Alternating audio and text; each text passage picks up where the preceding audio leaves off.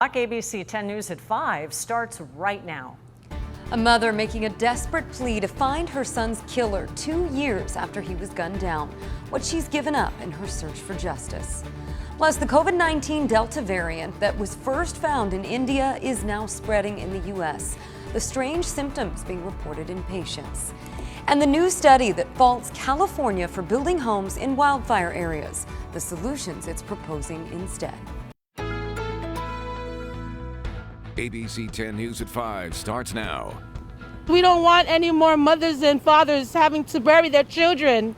That San Diego mother knows firsthand what it's like to lose a child, and she spent nearly everything she has to find his killer. Good evening. I'm Kimberly Hunt. And I'm Lindsay Pena. Damian Felice was killed almost 2 years ago. ABC 10 News reporter Adam Rakusin explains the extreme sacrifices his mom has since made in her fight to get justice. Year and a half has really been the worstest part of my life. Janice Felice stood in the walkway to the San Diego Police Department's downtown headquarters in tears. She announced an increase to the amount of reward money for anyone who can provide information leading to an arrest in her son's murder. Right now I'm currently homeless because it was the only way to raise money for Damian. 16-year-old Damian was gunned down in August of 2019 near the Choice Creek area. Witnesses saw an older model, light-colored sedan driving from the area around the time of the gunshots.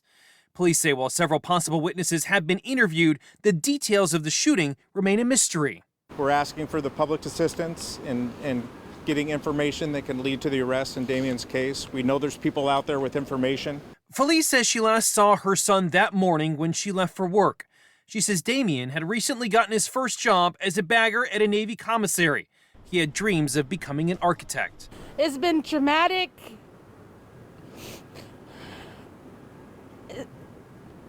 It's just been really, really hard without him. We miss him so much. Felice says Damian was loving, loyal, and caring. She's hoping someone provides some information to help bring her family justice. The people responsible don't have the opportunity to do this again. Not to your daughters, not to your sons. Adam Rakusin, ABC 10 News. Anyone with information on that shooting is asked to call the San Diego Police Department's homicide unit or Crime Stoppers. That is the number on your screen right now.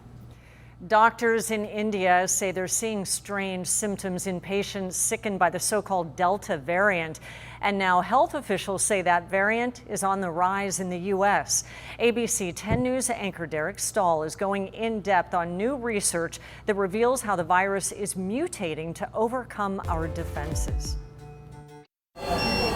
Inside hospitals in India, doctors are reporting unusual symptoms in patients with the Delta variant: hearing loss, abdominal pain, diarrhea, and gangrene. When you hear about gangrene, that means a blood clot in an artery where the limb or whatever it is doesn't really get any blood at all, and that part of the person kind of dies off. Dr. Christian Ramers of Family Health Centers of San Diego says COVID has been linked to these rare symptoms before. The question is whether the Delta variant is causing them more frequently. For now, he says it's hard to tell. You hear about reports of really severe illness, but that depends a lot on the health system. Depends a lot on the underlying conditions. Look, people don't get diagnosed really early in India when they have diabetes in general. So there may be people with much more severe underlying conditions. And we know that underlying conditions predispose people to have these severe COVID manifestations. Delta now accounts for more than 6% of the infections in the U.S., and it's now the dominant variant in the U.K.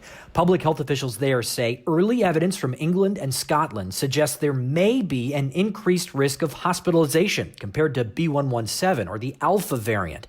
It's now clear both of the variants are significantly more infectious than the original form of the virus.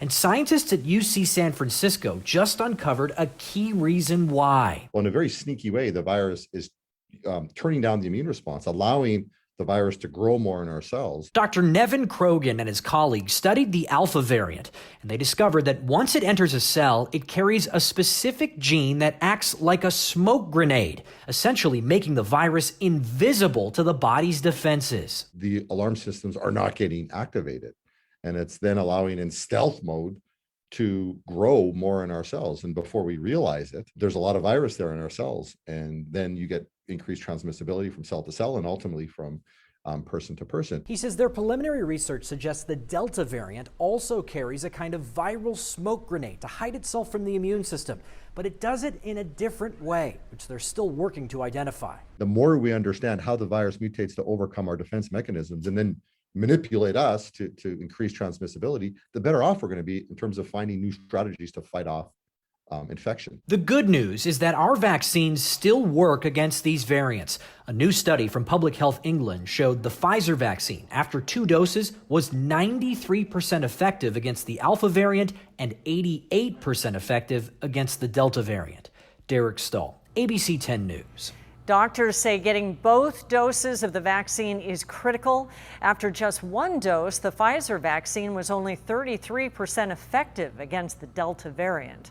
Here are the latest numbers on coronavirus in San Diego County. 111 new cases were reported today, bringing our total now to more than 281,000. And there was 1 new death. The death toll is now 3,766. There is growing confusion over the state's mask guidance in the workplace. Last night, Cal OSHA voted to rescind its previous decision on face masks adopted just last week. Those rules would have allowed vaccinated workers to ditch their masks if everyone around them was vaccinated. Now, all workers, regardless of vaccination status, will have to continue wearing masks. Cal OSHA is expected to vote on new guidelines at its next meeting. If passed, they'll take effect by the end of the month. A San Diego company's new technology to fight COVID-19 is getting a lot of attention online. Athlon Medical says their blood purifying device essentially removes COVID from the body. The treatment and its potential has both the medical community and investors excited. This is the Athlon Hemo Purifier. It's about the size of 2 soda cans. The company has been testing its effectiveness on treating COVID patients, and early results are promising. Essentially, we're washing the blood by taking out toxic things. CEO Charles Fisher says it's kind of like kidney dialysis, but this is different in the sense that it has very small holes in it to take really microparticles out, which include things like viruses. Study results published last week show how the device worked on 2 severely ill COVID patients. One who eventually recovered and was taken off a ventilator after several treatments. The other was only able to undergo 1 round before dying of organ failure, but that single treatment showed significant results. Within 4 to 6 hours, it drops the circulating viral load by greater than 50 or 60%. And that's something you would do on a daily basis. And you can see if you had a trajectory like that, you could make a significant difference in a relatively short period of time. News of the study sent Athlon stock way up in price and volume. Fisher says it'll allow them to continue their work, which includes a study of 40 severely ill COVID patients.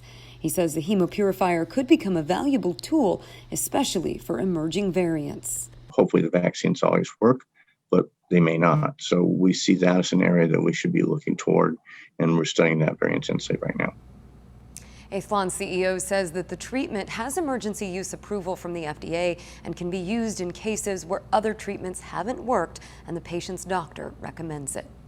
And you can follow any developments surrounding the pandemic by downloading our free mobile app. Just go to the App Store and search 10 News. A deadly shooting inside a grocery store in Florida is now under investigation.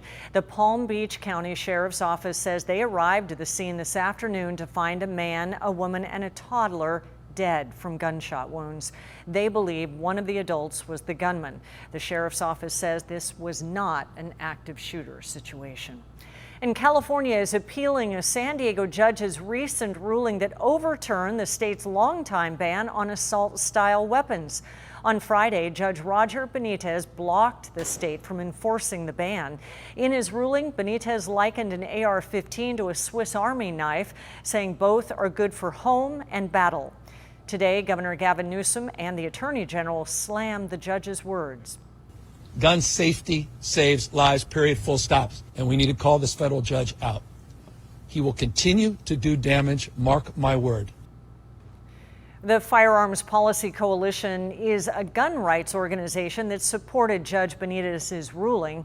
In a statement, the group tells ABC 10 News it will, quote, aggressively litigate this case on appeal. And we are just learning the name of a woman who was found dead in her San Marcos home on Tuesday. The coroner's office has identified her as 68-year-old Denise McCarthy. They say she was killed by blunt force trauma to the head. The sheriff's department says Denise's 29-year-old son, Sean McCarthy, was rescued from a burning car in Escondido before police went to check on her. Sean remains in the hospital in grave condition. Turning now to our weather, more areas of California entered the most severe drought category this week, with the start of a hot summer and dry summer about a week away. ABC 10 News reporter, meteorologist Angelica Campos is joining us with a look at that hot and dry forecast. Hi, Angelica.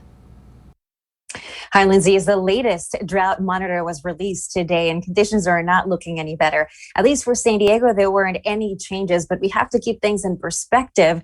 And actually, for the winter months, when we get our rainfall, and this is true for the entire state, we did a lot better than they did in Northern California. So as we look at the beginning of the year, it wasn't too bad across the state. It keeps getting worse and worse and worse. And of course, now we're just counting on the possibility of monsoonal moisture to make its way into the southwest. You can see this is what it looks like right now with the worst conditions, exceptional drought in areas like San Francisco. It extends through central California, and at least here in San Diego, we're still around that moderate drought situation. But if conditions remain just as dry, it could get worse. And we know this is a cycle that keeps happening every year. It would take probably a good 5 years of steady rainfall, of really good winters in a row to just completely get rid of the drought. Until then, we'll continue monitoring and also the possibility of elevated fire danger next week.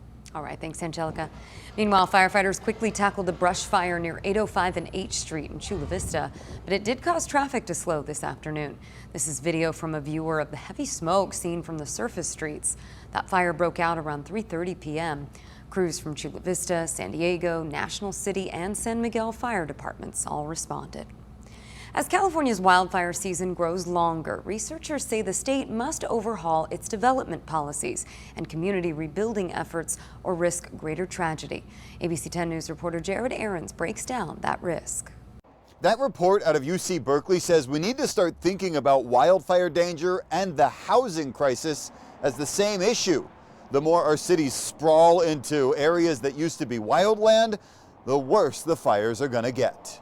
We keep talking about the fire problem as if it's just a fire problem, but it's much more than a fire problem. Professor Robert Olshansky from UC Berkeley's Next 10 think tank says it's time to rethink how and where we build and rebuild from wildfires.